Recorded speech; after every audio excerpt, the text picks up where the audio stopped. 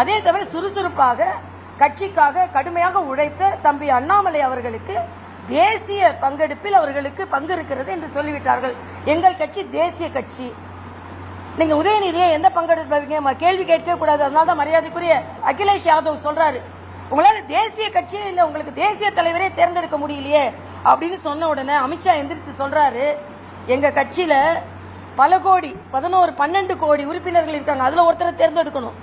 உங்கள 5 பேருக்குள்ள உங்களுக்கு தேர்ந்தெடுத்தா போதும். அதே மாதிரி உங்களதுல தேர்ந்தெடுத்து 25 வருஷத்துக்கு ஒரு அமைச்சர் தலைவர் இருப்பீங்க, 3 வருஷத்துக்கு ஒரு தலைவரை தேர்ந்தெடுக்கணும். அதனால ஜனநாயக முறைப்படி நடைபெறும் கட்சி எங்கள் கட்சி. ஜனநாயக முறைப்படி தேர்தல் நடைபெற்று இருக்கிறது. ஜனநாயக முறைப்படி தலைவர் தேர்ந்தெடுக்கப்பட்டிருக்கிறார். முதல்ல தம்பி தலைமை தாங்கினார். என்ன பொறுத்த வரைக்கும் அண்ணன் தலைமை தாங்குகிறார்.